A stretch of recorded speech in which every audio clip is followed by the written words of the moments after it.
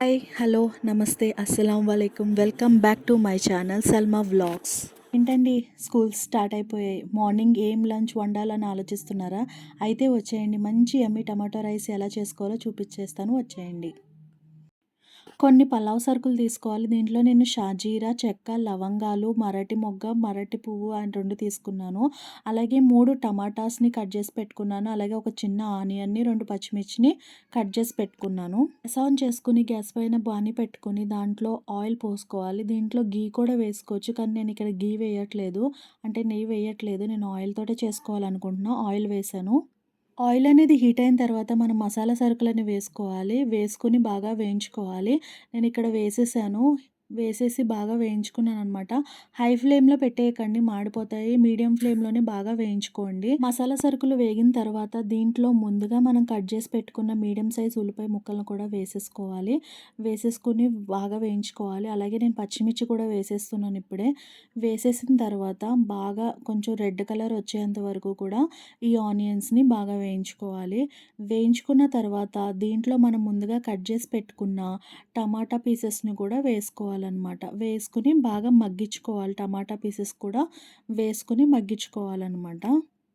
టమాటా పీసెస్‌ని వేసేసిన తర్వాత టమాటాలోంచి వాటర్ అంతా మగ్గిన తర్వాత మనం మిగతా ప్రాసెస్‌ని స్టార్ట్ చేసేస్తామనమాట. ఇప్పుడు ఆల్రెడీ టమాటాస్ వేసేసాను. హై ఫ్లేమ్‌లోనే పెట్టుకున్నాను. దీంట్లో కొంచెం సాల్ట్ వేసుకున్నాను. అంటే మన టేస్ట్ సరిపడినంత సాల్ట్. తర్వాత కావాలంటే అడ్జస్ట్ చేసుకోవచ్చు గానీ, ముందే ఎక్కువ వేసేసుకోకండి. సరిపోతుంది, కొంచెం వేసుకోండి. తర్వాత నేను దీంట్లో చిటికెడు పసుపు కూడా వేస్తున్నాననమాట. అలాగే అల్లం పేస్ట్ వేస్తున్నాను. కంపల్సరీగా అల్లం పేస్ట్ వేసుకోండి. అల్లం పేస్ట్ అనేది వేసాను. వేసి బాగా మిక్స్ చేసుకున్నాను. మిక్స్ చేసుకున్న తర్వాత కొంచెం పసుపు వేసుకుంటున్నాను. పసుపు కూడా కొంచెం చిటికెడు చాలు పసుపు. పసుపు వేసుకున్నాను. పసుపు వేసుకొని బాగా తిప్పుకున్నాననమాట. అంటే మిక్స్ చేశాను బాగా. మిక్స్ చేసిన తర్వాత నెక్స్ట్ కారం.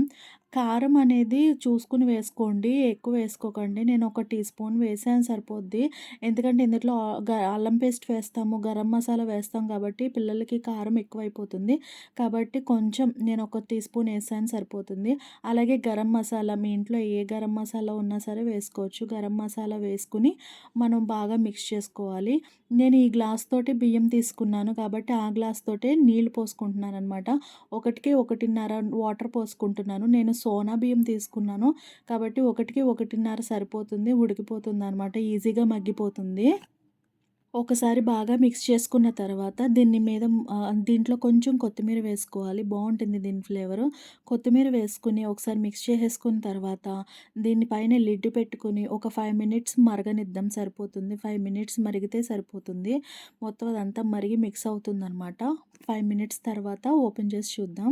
5 మినిట్స్ తర్వాత ఓపెన్ చేసి చూస్తే గనక మనకి మరిగిపోతుందనమాట. ఇప్పుడు మనం ఆల్రెడీ కడిగి పెట్టుకున్న బియ్యాన్ని ఏం చేస్తామంటే ఇందుట్లో వేసేస్తామనమాట. నేను మొత్తం బియ్యం అంతా వేసేసి ఒకసారి మళ్ళీ మిక్స్ చేసుకొని ఉప్పు అవన్నీ కూడా టేస్ట్ చేసుకున్నాను. అన్నీ సరిపోయినాయి అనమాట. ఇంక నేను ఇందుట్లో ఏమీ యాడ్ చేయట్లేదు.